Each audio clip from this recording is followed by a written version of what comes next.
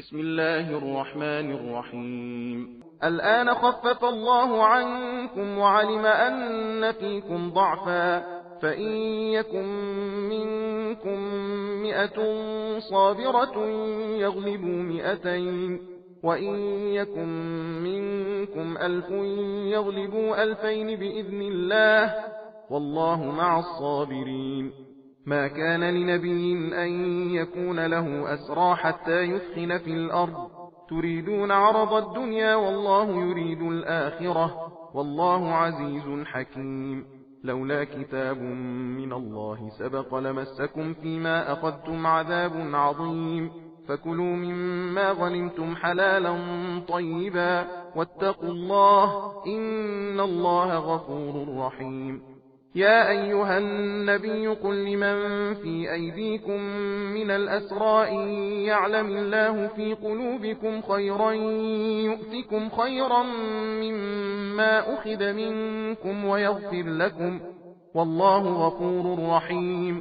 وإن يريدوا خيانتك فقد خانوا الله من قبل فأمكن منهم، والله عليم حكيم.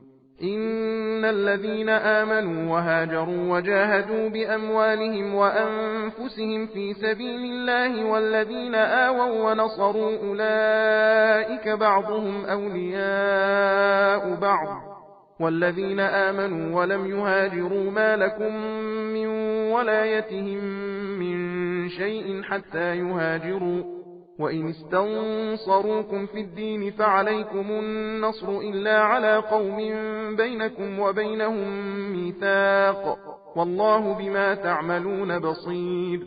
والذين كفروا بعضهم أولياء بعض، إلا تفعلوه تكن فتنة في الأرض وفساد كبير.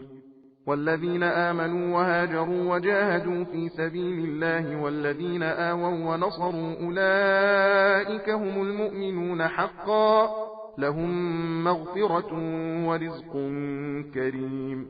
والذين آمنوا من بعد وهاجروا وجاهدوا معكم فأولئك منكم، وأولو الأرحام بعضهم أولى ببعض في كتاب الله، إن الله بكل شيء عليم. براءة من الله ورسوله إلى الذين عاهدتم من المشركين، فسيحوا في الأرض 4 أشهر واعلموا أنكم غير معجز الله وأن الله مخزي الكافرين.